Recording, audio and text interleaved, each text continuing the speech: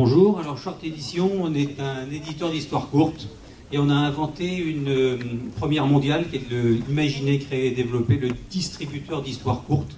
Donc je vais vous raconter une petite histoire, elle est facile mais je vais vous la raconter. Alors cette histoire elle commence comment?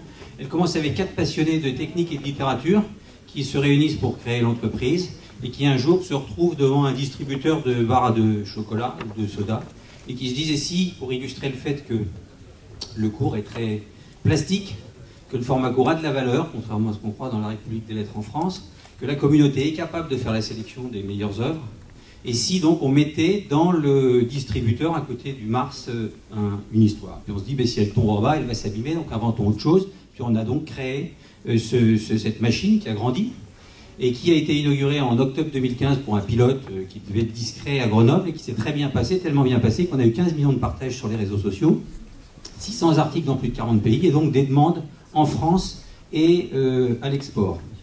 Alors le test marché, enfin l'idée à retenir, c'est qu'en fait, à partir de contenus qui sont gratuits et accessibles librement sur Internet, on fabrique un modèle économique puisque on loue un distributeur avec une maintenance, un espace client qui donne la possibilité de surveiller comment vit cet outil de relation client sur un site où on a une problématique d'accueil ou d'attente pour des clients, et des œuvres qui sont les œuvres de nos auteurs. Donc on crée, en mettant cet outil au service de la relation client, un modèle économique qui permet de rémunérer l'auteur, qui permet de rémunérer l'éditeur, c'est aussi une bonne chose.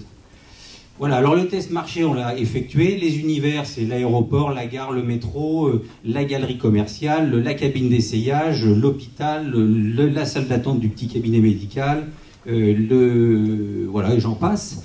Les clients, ce sont des grandes marques, donc pour nous c'est très important. C'est donc Butagaz qui nous accompagne ici. C'est Total, c'est SNCF qui est la première à tester et déployer à grande échelle. C'est RATP, Aéroport de Lyon, voilà. Et puis surtout, c'est Export, c'est-à-dire qu'on a eu la chance que des articles parlant du distributeur d'histoire courte soient lus par Francis Ford Coppola. Et donc Coppola nous a envoyé un mail, auquel au début on n'a pas cru, mais il a fallu se résoudre à la chose. Il avait envie d'en avoir un dans son café. C'est un monsieur qui est intéressé par la littérature, qui a une revue littéraire depuis 20 ans, et qui s'est dit, je vais offrir à mes clients gratuitement de la lecture. Voilà. Donc on est allé l'installer dans son café, et puis Coppola étant quand même une marque mondiale, on a eu le droit des mails d'un peu partout. On est en train de le déployer aux États-Unis, alors à notre échelle, hein, mais Penn State University, 24 sites, 100 000 étudiants, a décidé que cet outil-là pouvait être un très bon outil pour promouvoir la lecture et l'écriture sur son campus.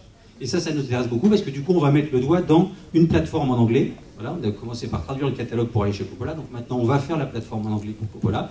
Et puis, de fil en aiguille, une vidéo sur le distributeur postée début novembre par un inconnu sur les réseaux espagnols, vu 5 millions de fois en 15 jours, donc des mails venant d'Espagne, et du coup, on va mettre le doigt aussi sur la plateforme en espagnol. Voilà.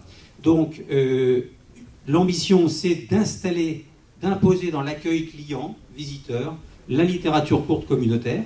Voilà, parce qu'avec ce petit papyrus qui sort du distributeur, vous avez la possibilité de faire passer un message sur la dalle, sur le papyrus, enfin sur la dalle rétroéclairée qui est derrière. Vous verrez, Orange Fab France en a un dans son lab, donc on est très heureux d'être accueillis.